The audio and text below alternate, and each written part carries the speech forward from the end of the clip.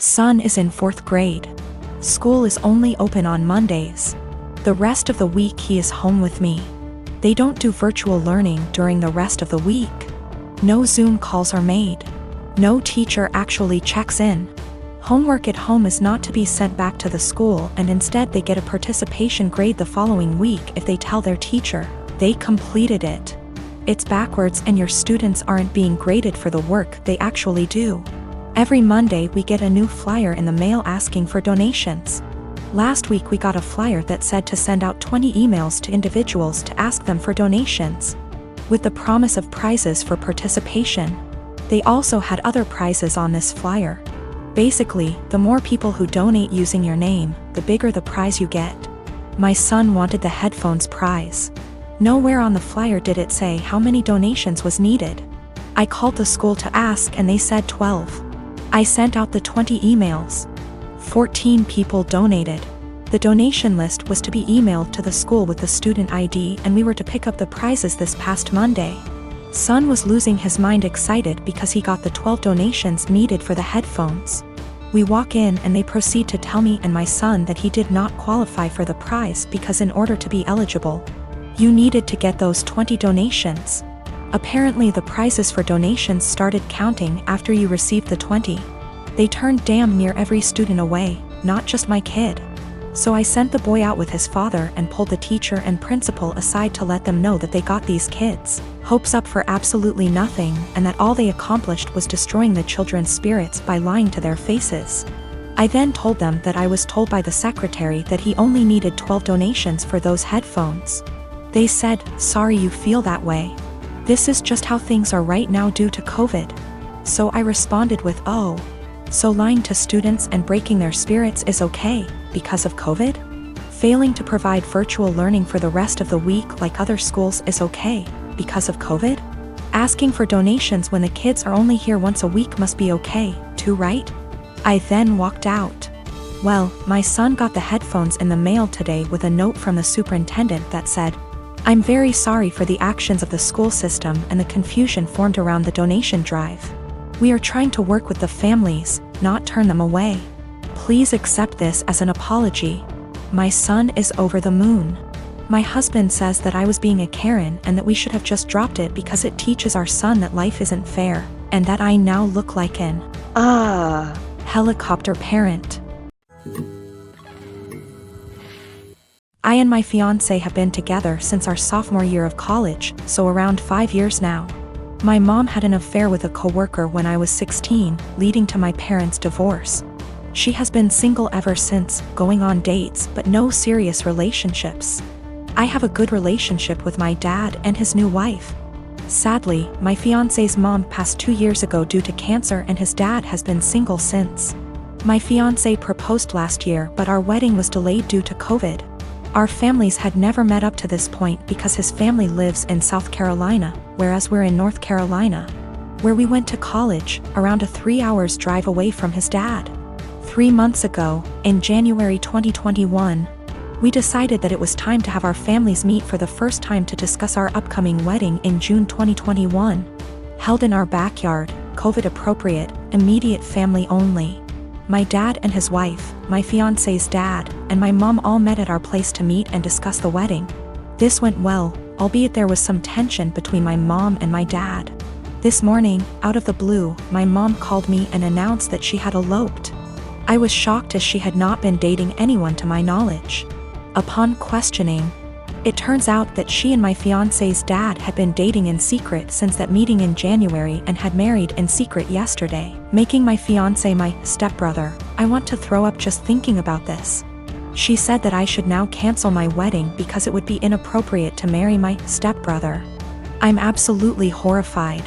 I shouted at my mom, saying she just loves ruining my life, and called her selfish. First she cheated on my dad, and now she went and married my fiancé's dad, knowing full well I was about to marry my fiancé. My mom then said I was still young and I'd have the chance to meet someone new, but she's old and has to take every opportunity she's got, and so I was an ungrateful /*tch for not approving of her marriage. She then accused me of wanting her to die alone. I don't think I'm the asshole.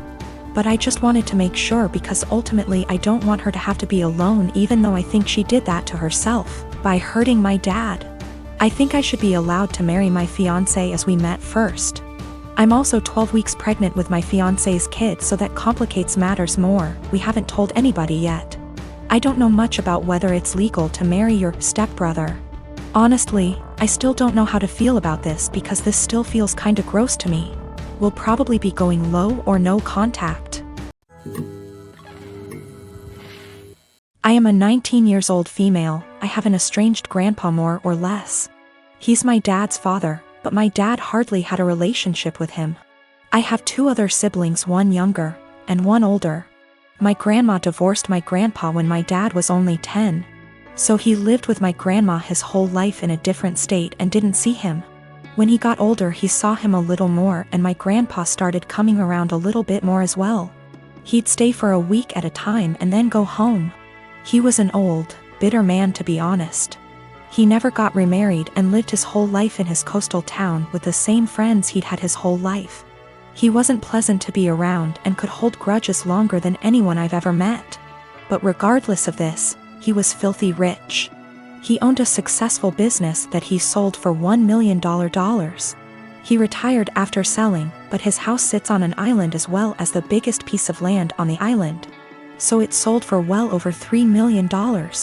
I was never close with my grandpa, but I took after his sister, who is in right now, and he adores her. He always told me that he was proud to see me follow in her footsteps. He died a few months ago. Since then, my family has been torn apart. He left everything to me. He essentially liquidated all of his assets, and it ended up being close to $8 million. I was shocked. I didn't and still don't know what to do with the money, but I'm going to save it.